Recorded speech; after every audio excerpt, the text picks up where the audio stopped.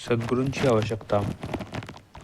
जन्मास येतेवेळी प्रत्येक जीव सर्वस्वी असमर्थ, असहाय्य व प्रावलंबी असतो.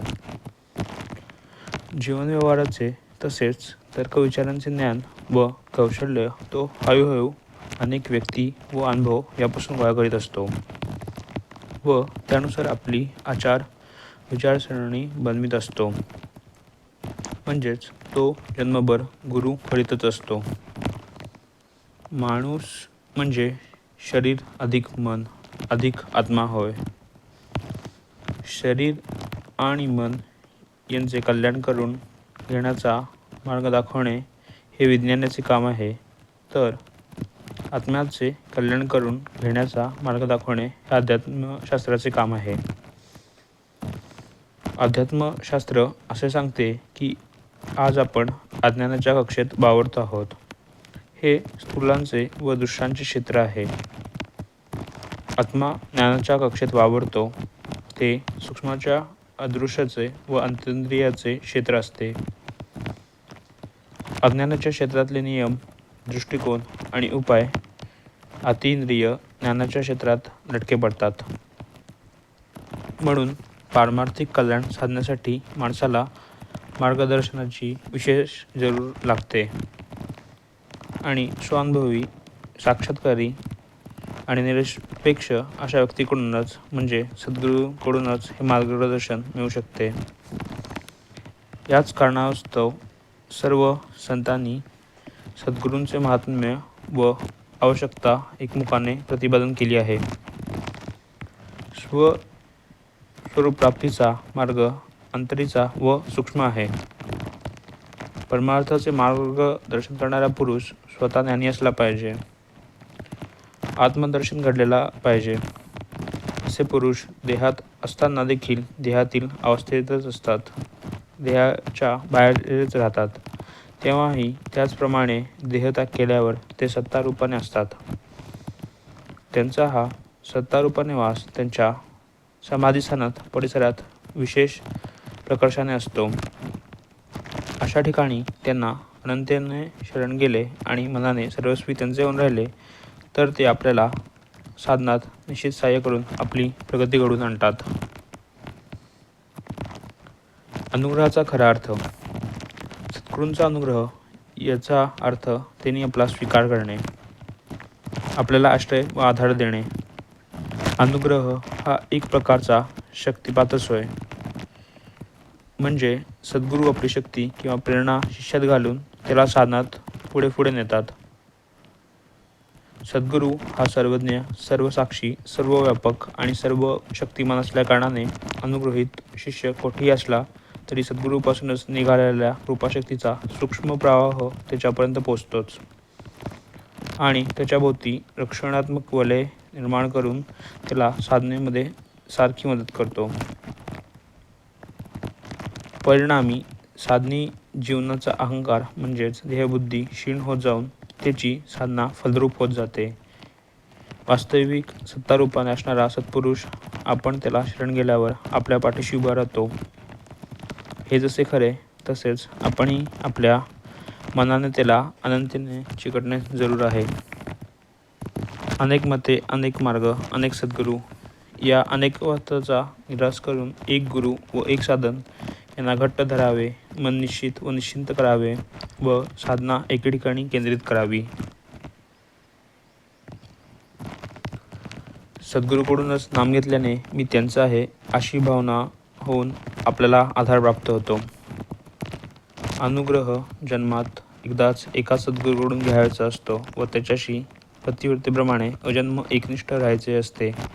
इतर सर्व संत व सद्गुरू यांच्याबद्दल आदर बाळगूनही शिष्याने आपला सद्गुरूंशी अनन्य राहणे जरूर असते. अनुग्रहाचे महत्त्व. अखेर फळ जर साधनेनेच मिळणार तर सद्गुरूंचा अनुग्रह न घेताच साधन करण्यास काय प्राप्ती आहे असा एक प्रश्न उद्भवतो. आपण असे पाहतो की सध्या व्यवहारात सुद्धा एखाद्या अपरिचित ठिकाणी जायचे असेल तर आपल्याला कोणाला तरी वाट विचारण्याची व ती बरोबर असल्याची पदोपदी खात्री करून घेण्याची गरज भासते. मग जो प्रवास अज्ञात व अवंत्यव आहे तिथे मात्र योग्य मार्ग दाखवण्यास व मार्ग चुकेल तिथे सुधारून घेण्यास विश्वासू मार्गदर्शक नसला तरी चालेल असे कसे म्हणता येईल? यासंबंधी श्री महाराजांनी एका प्रसंगी दृष्टाने सांगितले की अनुग्रहाशिवाय साधन करणे हे लहान मुलाने आईचे बोट धरून चालण्यासारखे आहे. अज्ञानाने, मोहाने किंवा भ्रमाने मुलाचे चित्त भरकटले तर ते मूल आईचे बोट सोडून इकडे तिकडे धावू शकते, वाट चुकू शकते व त्याला अपाय होऊ शकतो. या उलट अनुग्रह घेऊन साधन करणे म्हणजे आईने मुलाचा हात धरून चालण्यासारखे आहे. आई हात घट्ट धरून ठेवते, मग मार्ग चुकण्याचा किंवा सुटण्याचा धोका उरतच नाही. साधक भावे नमस्कार घाली, त्याची चिंता साधूस लागली, सुगम पंथाने नेऊन घाली येथील तेथे. अनुग्रह व उपासना. श्री महाराजांचा अनुग्रह घेण्याच्या पद्धतीसंबंधी तपशीलवार माहिती ग्रंथालय येथे मिळेल. अनुग्रह घेताना श्री सद्गुरू प्रत्यक्ष स्वतः आपल्याला मंत्रोपदेश करत आहेत अशी दृढ भावना करावी. अनुग्रह घेतल्यानंतर नित्यनेम म्हणून 2 गोष्टी कराव्यात. एक, सद्गुरूंच्या प्रतिमेची रोज यथाचित षोडशोपचार किंवा पंचोपचार पूजा करावी, निदान तुळशीपत्र व्हावे. आणि दुसरे, आपल्या संकल्पानुसार किमान 1 माळ दीक्षामंत्राचा जप करावा. स्नान झाल्यानंतर या दोन्ही गोष्टी केल्याशिवाय अन्नग्रहण करू नये. याखेरीज इतर वेळी माळेवर किंवा माळेशिवाय जमेल तेव्हा व शक्य तितके जास्तीत जास्त नामस्मरण करावे. आसनावर जमेल तर चांगलेच, पण त्यासाठी अडून बसण्याचे कारण नाही.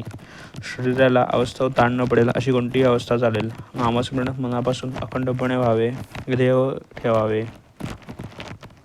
नाम घेताना ते आपल्या कानाने ऐकण्याचा सराव करावा. नामाचे सतत अनुसंधान राखण्याचा अभ्यास करावा.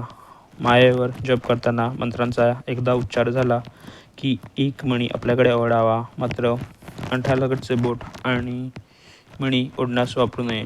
उजव्या हाताचा अंगठा, मधले बोट आणि त्यापलीकडचे बोट अनामिका एवढ्यांचा उपयोग करावा. खळिंगीचा आधार म्हणून वापरण्यास हरकत नाही. आणि मणी ओढत असताना मेरू मण्यापर्यंत आल्यावर मेरूमणी ओलांडू नये. शेवटचा मणी हा पहिला समजून पुन्हा सुरुवात करावी. त्यासाठी माय फिरून उलट घ्यावी.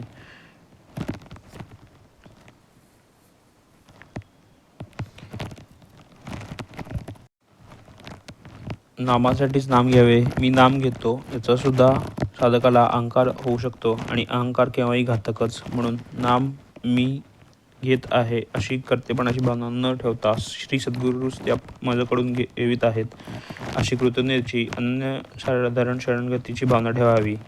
किंबहुना सद्गुरूच माझ्या हृदयात राहून नामस्मरण करीत आहेत व मी ते सत्कृत्याने ऐकतो आहे अशी धारणा धरून नाम घ्यावे.